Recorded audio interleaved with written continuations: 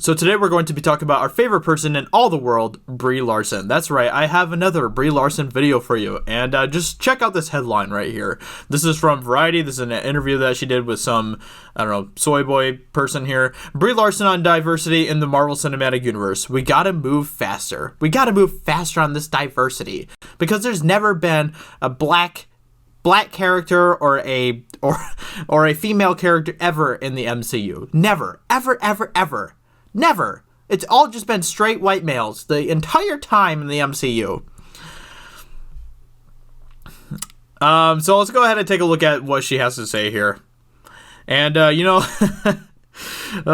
Larson's just going full steam ahead on her continual rampage with this diversity, representation, yada yada yada, identity politics, all of this stuff. She's just going full steam ahead on it, and she's obviously not slowing down at all. And I think, especially since Endgame is now over, we're going to see everything just get ramped right up, full gear, full speed ahead on the identity politics, political agendas, all of that nonsense. So, let's go ahead and see what Brie Larson has to say. Yeah, we broke some records. It was good. What does that feel like? I'm happy to be on the forefront of the normalization of this type of content and to prove once again that representation matters. Okay, why are you proving that? I mean, nobody's arguing that. Nobody's arguing that there's a problem with having female characters or black characters or whatever. What are you proving? Diverse storytelling matters. The female experience matters. Okay, but why do you feel like you need to prove that? There's nothing to prove. All of those things are fine things. I don't know what you mean by female experience. I never understood what that has to do with anything. But nobody's arguing the fact that diversity is a fine thing to have in movies. And these are markers. This is kind of, in our society, some of the ways that it takes in order to prove that point. So it's something I've always known, and I think a lot of people always knew, but this is just normalizing. What does it feel like to have? Normalizing. You're normalizing it by talking about it and making a big deal out of it, and basically having minorities, females, all of this stuff just be circus freaks that you're just parading out there into your movies, and having in interviews and all that stuff, and be like, hey, look, we have a black person in our movie, we have a female in our movie, but we're normalizing it. We are normalizing it by talking about it all the time, obsessively. Do you realize just how ass backwards all of this is? It's ridiculous. If you actually just had these people in the movie, if you had black people in movies, if you had female characters in movies, without having to brag about it, boast about it, talk about it in every single interview you do, then it would be normalized. I know, shocking. Shocking. Have little girls say to you, thank you. That has made me emotional, and surprisingly emotional. I think also because movies it's not like a concert, it's not theater, so you're not having a ton of interaction with the thing that we're making all the time. So usually it's quite separate. I make the thing a year or two before it comes out, and then people are in the theater having their own experience, and valuable, and it reminds me of what I didn't have growing up. I don't think we think about that all the time as kids. I think we accept what we have, but to see this new generation of boys and girls, or kids who don't identify as either, being able to see this on screen. And wait, kids that don't identify as either? Okay.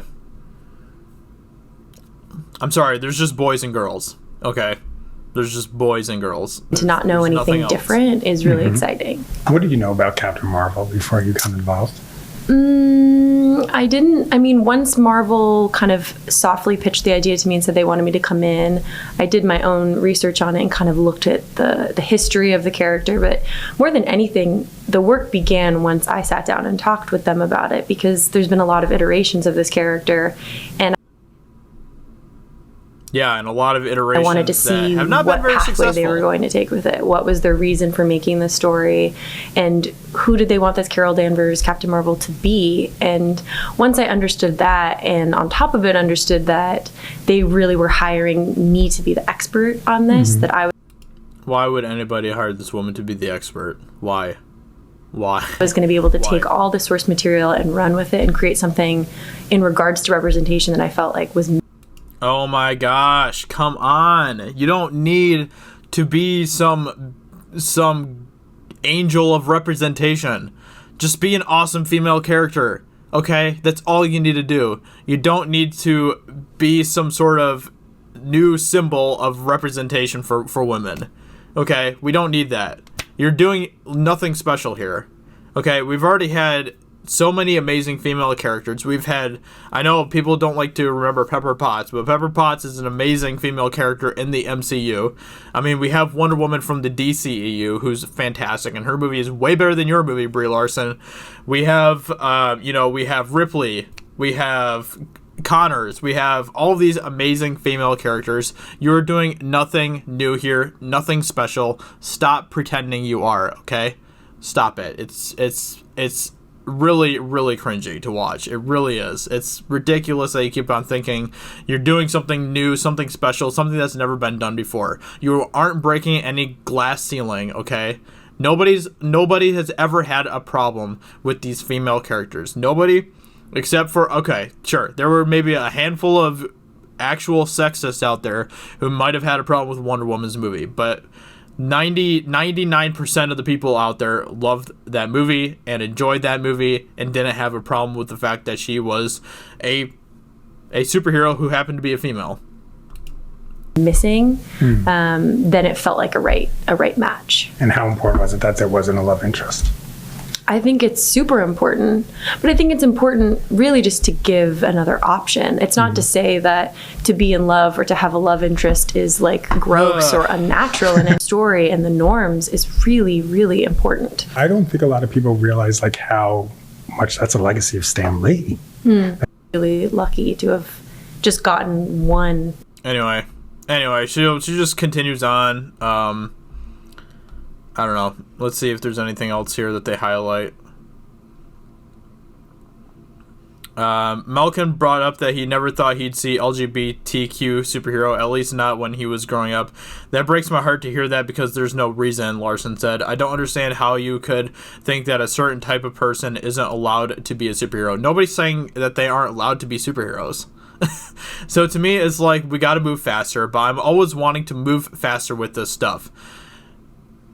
Go right ahead, Brie Larson, have at it. Destroy the MCU if you want to with your identity politics. Have at it. You know, I have Endgame to close off what we have so far of the story. That's totally fine. If you want to just have at the MCU and destroy it, go right ahead. Go right ahead. Sure, why not?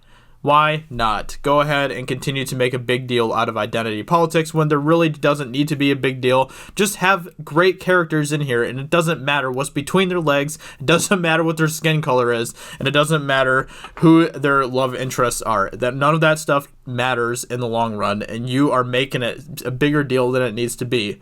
The only reason it isn't normalized is because of people like you, Brie Larson, because you keep on pointing it out all the time and basically making it like a novelty thing. It doesn't need to be. It could totally be normalized right now if it wasn't for freaks like you, okay?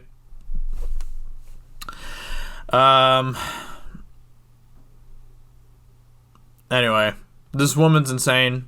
So, you know, obviously Endgame's out now. We're going to see a whole new chapter of the MCU moving forward. It's going to be extremely woke. It's going to be nothing like what we have experienced up to this point with the MCU, and it's really sad to say. So, rip the MCU. I'm glad that I have Endgame to end what we have so far, so that's good. But yeah, this woman right here is a problem. It's a huge problem with the MCU moving forward. So yeah. Anyway, with that being said, I hope you guys enjoyed this video, and I will talk to you all very soon in another video. Talk to you later. Bye.